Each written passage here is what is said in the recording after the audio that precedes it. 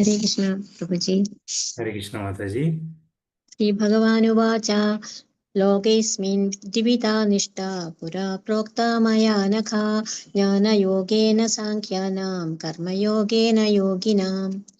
Translation by Srila Prabhupada. Srila Prabhupada. The Supreme Personality of Godhead said, O sinless Arjuna, I have already explained that there are two classes of men who try to realize the self. Some are inclined to understand it by empirical philosophical speculation and others by devotional service. Hare Krishna, Prabhuji. Thank you very much. Thank you, Mataji. So, Lord is telling two paths to reach him. One is Sankhya Yoga and other is Karma Yoga. So Sankhya Yoga is nothing but the knowledge through knowledge, and Karma Yoga is through devotional action. So these are very two important things. Or you can also map this Sankhya Yoga as more of a thinking process and Karma Yoga as more of a act process. So these are the two ways to reach Krishna, think or act.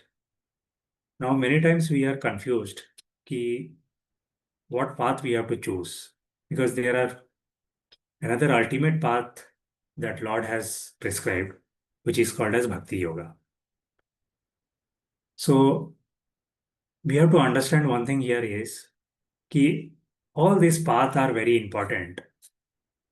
But if you take only one path, then the other path become little imbalance. So we will see how is that. But ultimately, the Bhakti path is the most important. But again, the Sankhya Yoga or knowledge and the Karma Yoga, that devotional action, is very important. And then only you can actually get liberated. And again, when we talk about liberation, the liberation is only from the miseries of the material world. It is liberation doesn't mean that you stop exist to live, right? Because soul never dies. So we are only seeking for liberation from the body, because body have many miseries, right? Daily life we are suffering from so many miseries. So Krishna explains here two paths. And if you see in Bhagavad-gītā chapter number 2, Sloka number 39, Krishna is detailing it more in detail. And where he is saying there are two ways to become free from karma. So one is Sankhya Yoga and the other is Karma Yoga. And in Sankhya Yoga, we deal with understanding the spirit and matter through study. So where you read all this Bhagavad Puran and Bhagavad Gita, right? So this generally give you the understanding of spirit and matter. And then there is Karma Yoga, where it says you work, but you work for Krishna. And how you work for Krishna only? When you don't have any attachment to material or self bodily pleasure. And this both path will lead to Krishna. And then it says ki Karma Yoga is easier and purer. So if you see in the chapter number 2, Sloka number 39, it is talking about that. And Lord is saying, by working for me, you will be freed from karma. So then what will happen if you are free from karma? Then there is no loss and no sin. That is what he is. We have already detailed this, so will not go too much into detail. But we have to keep these things in mind. So when talking about this path one, which we are talking about Sankhya Yoga, or it is about knowledge. So gaining more knowledge. So who do that basically? If you see philosophers, some people are very philosophical mind, right? They can be a scientist, they can be a very scholar.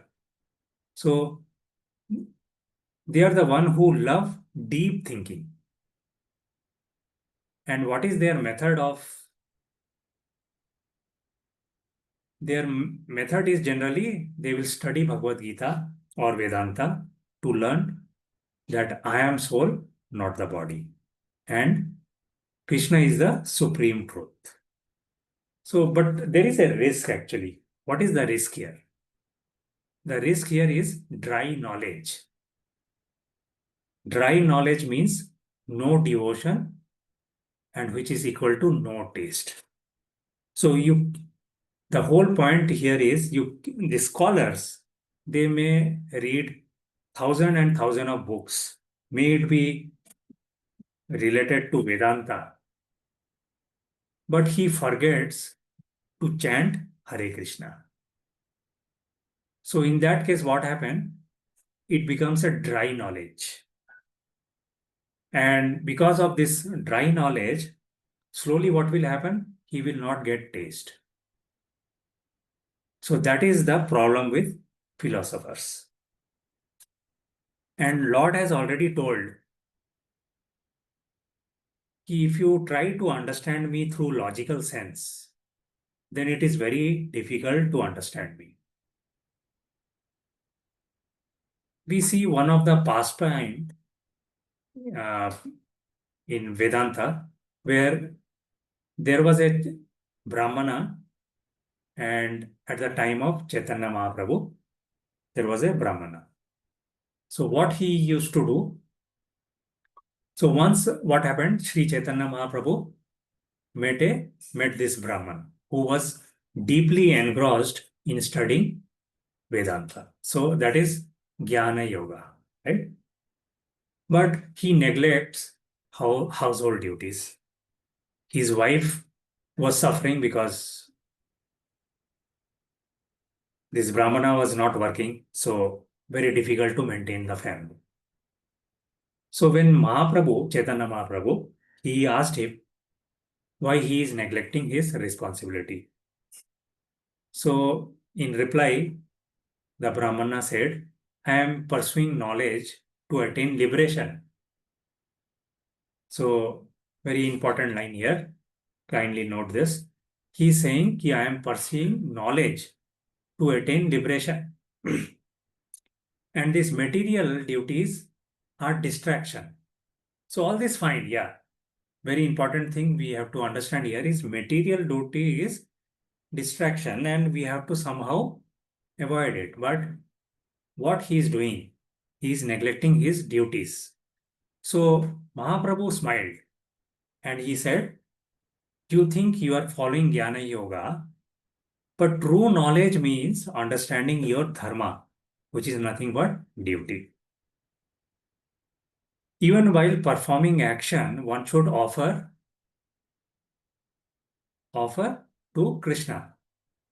So that is nothing but karma yoga.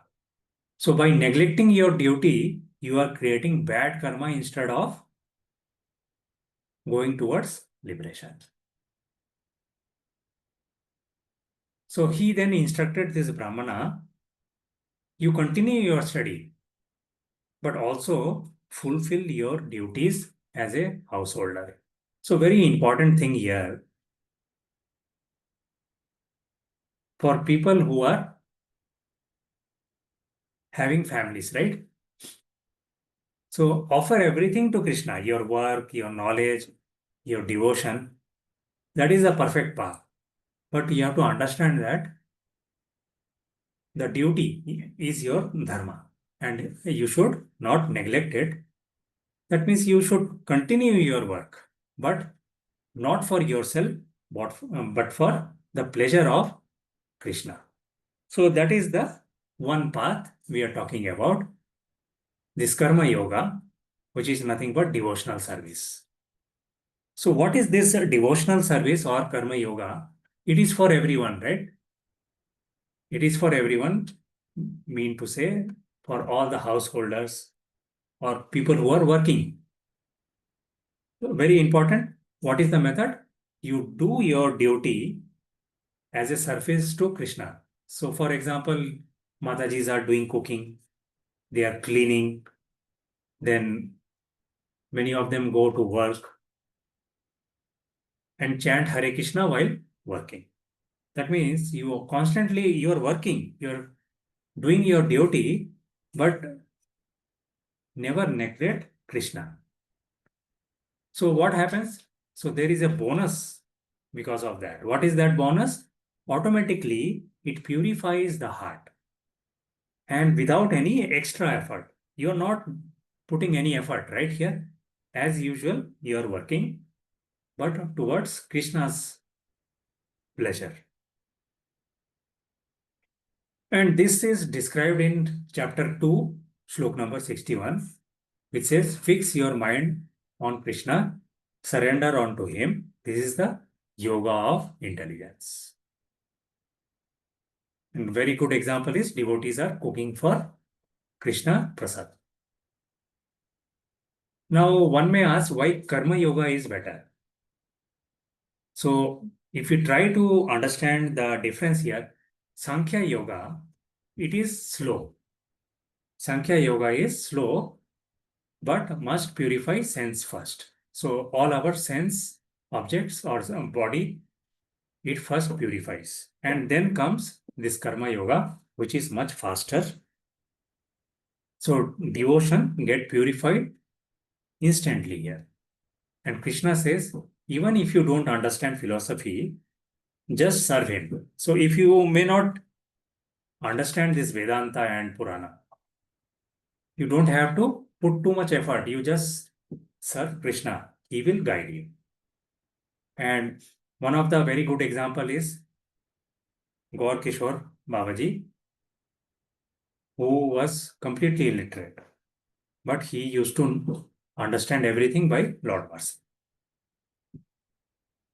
So we have to understand this. So there is few more pastimes and good examples that we'll see. One is of King Janaka. So he was a perfect Karma Yogi. So if we go to the background of King Janaka, he was a Rajrishi. Who is Rajrishi?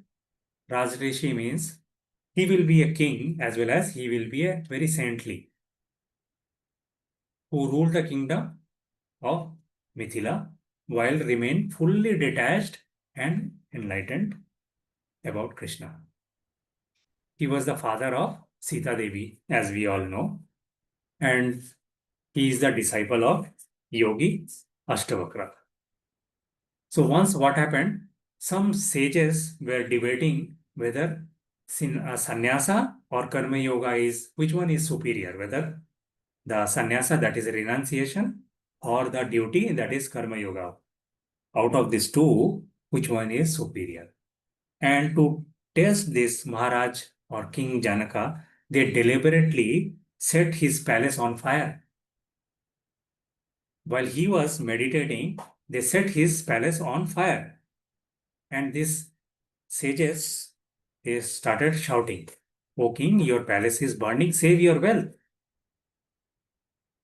And then Janaka, he calmly replied, "I have no attachment to this palace. If it burns, it is the will of Krishna."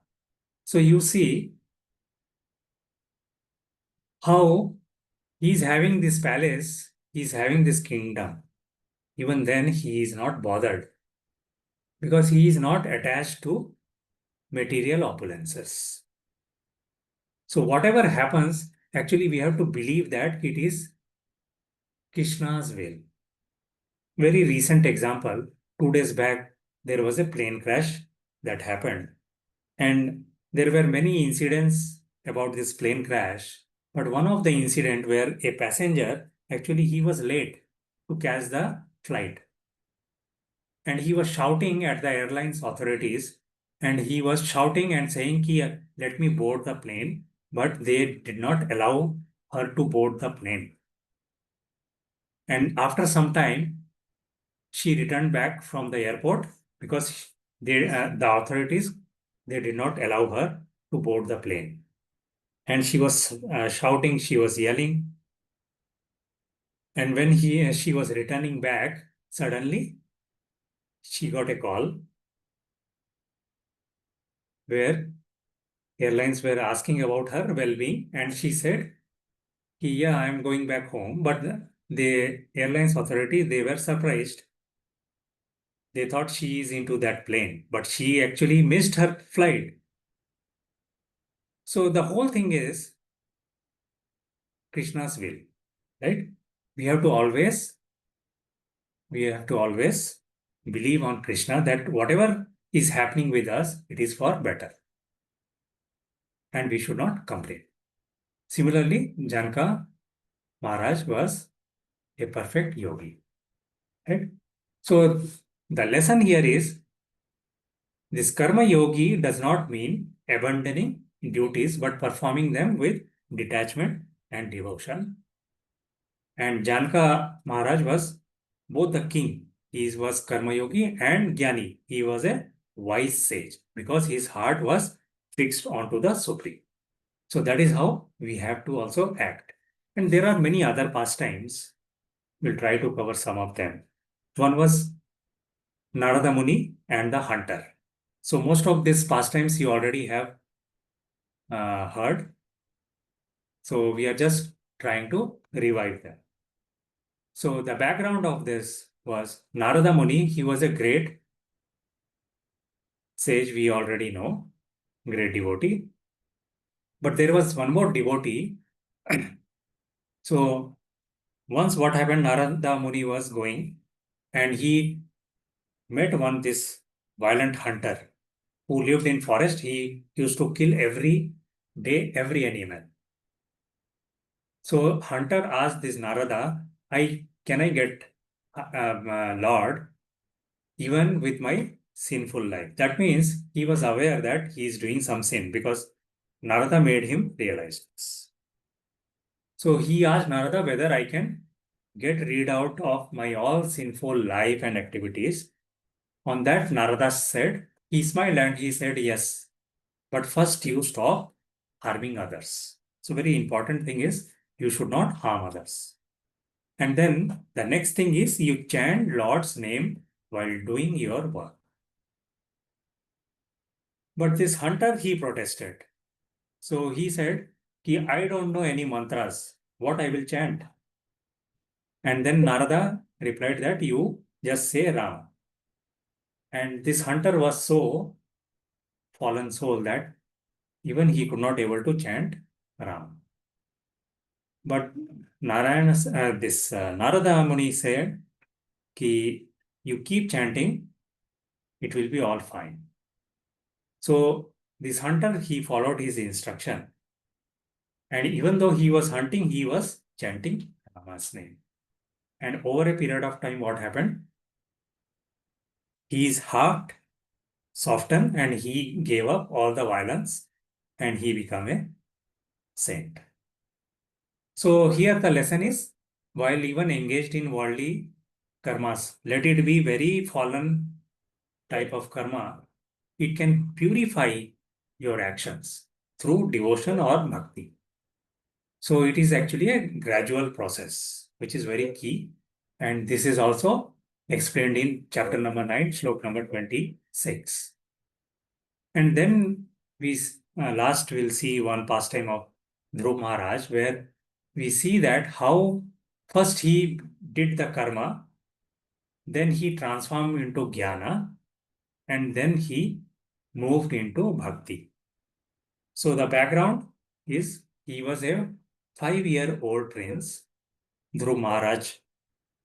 We are talking about Dhruv Maharaj. He was insulted by his stepmother, and then he vowed that to gain greater kingdom than his father. So he performed severe tapasya to please Lord Vishnu. And at first, his motive was selfish, right? He did karma. But when Lord appeared, Dhruv Maharaj realized material wealth was meaningless. And then Vishnu granted him spiritual kingdom. That is nothing but So first he offered him wisdom, which is jnana, and later he got the pure love of bhakti. So again, the lesson here is Dhruv Maharaj journey, which mirrors actually Gita's teaching. So first he did the karma, that is the action. Then he gained the wisdom, that is the jnana. And then he become devotee, and that is nothing but the bhakti process. So the whole thing is, even if we start with material desire, with sincere effort, it leads us to selfless devotion. So it is not difficult, right? So another pastime we also have seen from Sudama. Sudama, he was also a Brahmana. So again, this is about karma yoga in poverty. And the background was Sudama was a poor Brahman. And he was the childhood friend of Krishna. Though he was suffering from poverty, he never begged or he never complained. And multiple times his wife told him to ask Krishna for help. So Sudama was not ready because he don't want to beg. So then reluctantly he went to Dwarka, and he carried only a handful of flattened rice, that is also called as poha, as a humble gift to Krishna. And Krishna joyfully accepted it.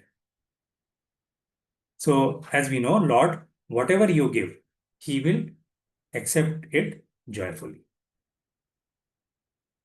So even then, Sudama never asked for material help. See his greatness, right? So that means we should never ask Krishna for any kind of trouble we are going through. Because Lord always know more than us what we have in our mind, what we are going through. Lord is having complete knowledge. So Sudama never asked for material help. But when Sudama returned back home, he found that his hut was transformed into a golden palace. But still, his heart remained detached. So, again, here, our lesson for us is that Karma Yoga means accepting life circumstances while keeping the faith in Krishna. And true devotion is always selfless. Like we see that Sudama's love was very pure beyond material gain. And finally, one more pastime is about our Srila Prabhupada. He was perfect karma, jnana, and bhakti yogi. So he was having the combination of all this. He was founder of ISKCON, and he showed all these three paths in his mission, right? At the age of 69, he was having no money. He traveled to America on cargo ship. He worked tirelessly. So that is the exhibition of karma. He was writing all the books, he was cooking, he was preaching, and he taught deep Vedic wisdom, which is nothing but jnana, through his Gita commentaries. And yet, his every action was for Krishna's pleasure, and that is nothing but bhakti. So you see, again, the lesson is true spirituality is dynamic, not just meditation, but active service with wisdom. So as Krishna says in Bhagavad-gītā chapter number 12, slok number 10, if you cannot work with devotion, then just perform your duty for me, for my sake. So that means even if you are not getting perfect devotion, you are not able to fix your mind, you just perform your duties for Krishna's sake. Slowly you will see your heart becomes slowly getting purified.